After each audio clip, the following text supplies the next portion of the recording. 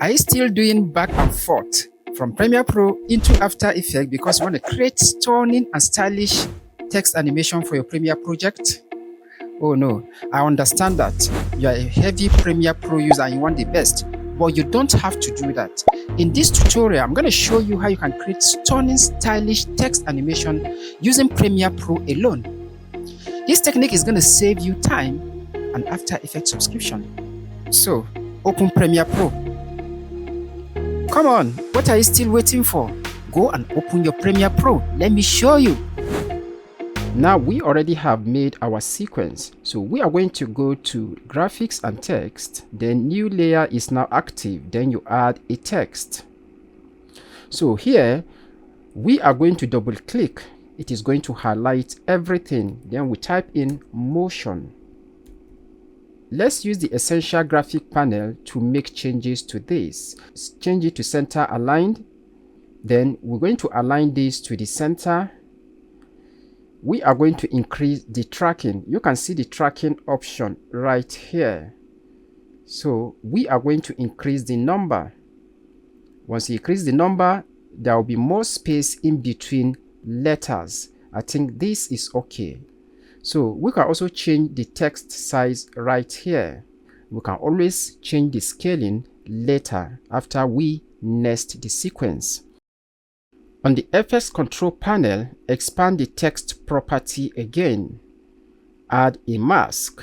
Make sure we have only M visible. So we are going to move 15 frames forward in time. On the FX control panel, so you see the motion and then we see the position. So on the position, let's hit the stopwatch. We are going to animate the X value, but we already created a keyframe at this point. So we'll move our time indicator here to 0. Then we move the X value down. So if you move down again, you will see the opacity property. At 15 frames, set a keyframe for the opacity.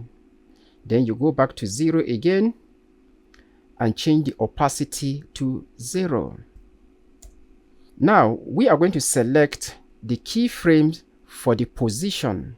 Right click on it, go to temporal interpolation and select Bezier. That is going to ease everything, make it smooth motion. Beautiful. Okay, now that we have done the animation and mask one letter in the word, we need to repeat this same process for each letter in the word. To do that, we need to increase our track in the sequence. Go to the top menu, go to sequence, and then below here, add tracks. Here, you can add tracks to the video tracks, and you can add track to the audio tracks. So we are going to add 7 track or 6. Then you hit OK. Now that we have our tracks, we are going to select the clip on our timeline, hold an Alt key, select it and drag it above to the next track. So select the up one. We are going to go to the mask property we created earlier. That is on our text property. So select the mask one, and then if you come to the center of the mask, it will show the hand icon. Then move it until you see the next letter, which is O. So we are going to repeat this same process until we have all the letters visible on our timeline. Now, if you scroll through your timeline, you see that every text is coming up at the same time. But that is not what we want. We want to add a little bit of styling and dynamism to the appearance and motion. So to do that, we are going to offset each of these layer or track to the right. So we are going to use the play option below the preview window. That is, we are going to move frame by frame. So we need to move only 2 frames for each track to move backward. Now click on it 1, 2. So we go back down. After the first M, the second one will move it to the right. Let's count 2 forward again. 1, 2. Then we'll move this one to the right. So let's move up and select this track. Then 1, 2, we'll move it again. Select the track. 1, 2. Then you move it again. the next track, 1, 2 frames, and then you move it again. So if you play now, you see that these texts are showing at separate times, and this is exactly what we want to achieve. Now, we need to nest all of these into one sequence to keep our timeline clean. Let's select all the tracks.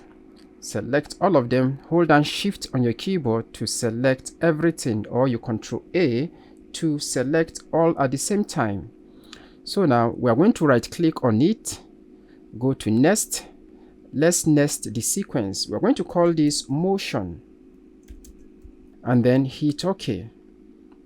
Now we have it as a single track on our timeline. This way we can make additional changes to it, or we can now scale everything down to look the way we want it. So if you select the track now and go to Scale Property on the FS control, you can scale this down to whatever you like. Something like this is okay. Now select the track, hold down Alt to duplicate it, select the bottom one, then go to the Effects panel, that is on the Project Manager window here. Let's add a directional blur. This is it. Select it, drag it on the timeline footage. Let's increase the blur length. When all the text finish appearing, we want it to flash a blur like this, that is from this point, from here. So let's set a keyframe for the blur length. Now let's move backward a bit and set the blur length value to 0. Now let's move forward some frames, create a keyframe for that spot, and then move forward and set the blur length to 0. Now with this selected, we are going to drop the opacity a bit. So let's move here. So we are going to go to the opacity property here, expand it, and we are going to make this 50%. Beautiful. So if you preview now, there you have it. So if you like, you can still select all of it, then right click and nest it again. We are going to call this Master Motion.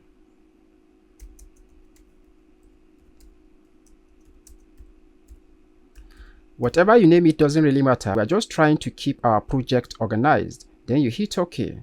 So let's switch to the Project Manager window panel here. You see that a new nested sequence has been added.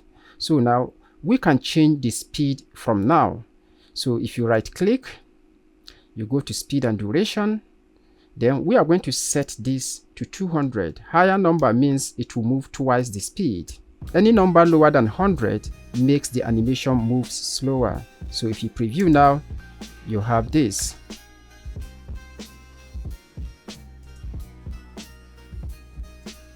So guys, this is how you can create a stunning text animation right inside Premiere Pro without doing back and forth.